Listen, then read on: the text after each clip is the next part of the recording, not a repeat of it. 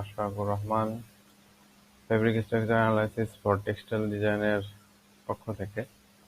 আমি প্রতিনিয়তই বিভিন্ন ডিজাইনের ভিডিও করে থাকি। তো আজকে আমাদের ডিজাইনের বিষয় regular mat design. Regular mat, এখানে দুই বা ততোধিক সুতা একটা সুতার মতো আচরণ করবে। অর্থাৎ আমাদের সিঙ্গেল সুতা যেভাবে আমাদের স্টিচ হয় বিভিন্ন ফেব্রিকে বা বিভিন্ন ফেব্রিক গঠন হয় টানা পড়ে, এখানে দুই বা ততোধিক সুতা টানা সুতার মতো আচরণ করবে, অর্থাৎ লম্বালম্বি সুতার মতো আচরণ করবে, এবং দুই বা ততোধিক সুতা প্রস্থ বরাবর সুতার মতো আচরণ করবে। তো সেক্ষেত্রে এখানে আমরা যদি দেখি আমাদের ফর্মুলা 5 আপ 5 ডাউন। সেক্ষেত্রে আমরা 5 আপ করছি, 5 আপ 5 আপ হয়েছে। তাহলে আমি আগেই বলেছি এখানে একটা সুতা মানে দুই বা ততোধিক সুতা একটা সুতার মতো আচরণ করবে। সেক্ষেত্রে আমরা এখানে এই ফুল 5 আপ যদি আমরা নিয়ে নিতে পারি, আমরা দেখতে পাচ্ছি এই ফুল, তাহলে কি হলো, প্রত্যেক 5টা সুতা মিলে একটা সুতা, তাহলে 5টা সুতা মিলে একটা আপ, 5 আপ 5 আপ হলো 5টা সুতা মিলে একটা। এরপরে তাহলে পরেরটা কি আমার ফর্মুলা বলছে 5 ডাউন।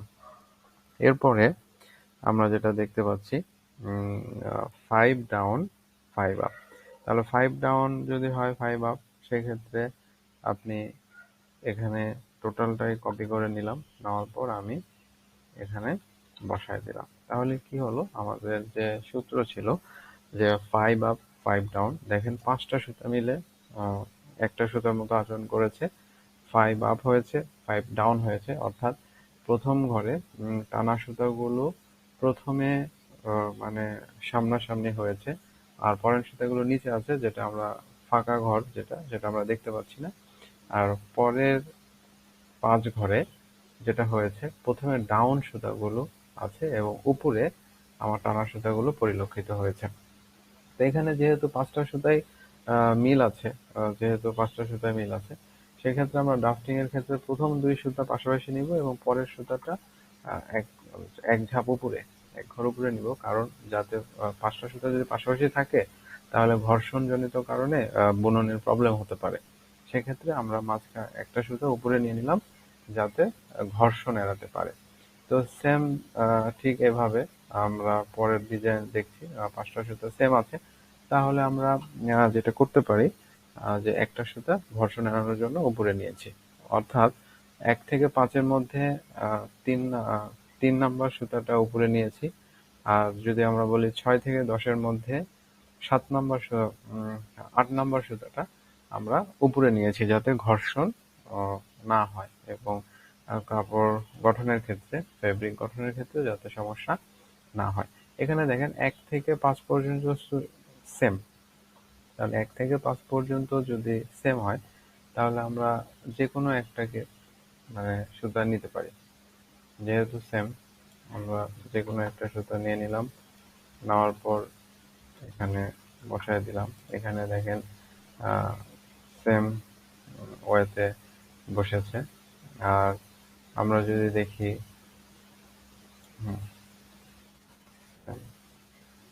আর এখানেও দ্বিতীয় ঘরের জন্য দ্বিতীয় সুতা, কিন্তু সেম ওয়ে, অর্থাৎ আমাদের যে সুতাটা ছিল আমরা তো সেটাই নিয়েছি। সেম দেখেন 2 নম্বর ঘরে যেটা ছিল আমরা সেটাই এখানে নিলাম।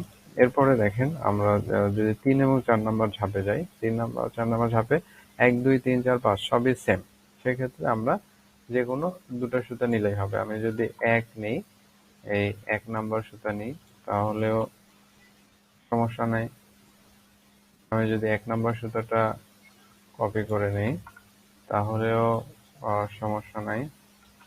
আর এরপরে আমি যে কোনো সুতা নিতে পারি। যদি 10 নম্বর সুতাটাই নেই, নো প্রবলেম, 10 নম্বর সুতাটা আমরা নিতে পারবো। তাহলে এখানে দেখেন আমাদের যে ম্যাট ডিজাইন, অর্থাৎ ম্যাট ডিজাইন রিবের চেয়েও আরো মোটা হবে বা আরো পুরুত্ব বাড়বে, এবং এটা বিভিন্ন এমব্রয়ডারি বা বিভিন্ন ফেব্রিকে এই ম্যাট ডিজাইনের ব্যবহার হতে পারে। তো সেক্ষেত্রে এখানে 2 বা ততোধিক সুতা একটা সুতার মতো আচরণ করবে।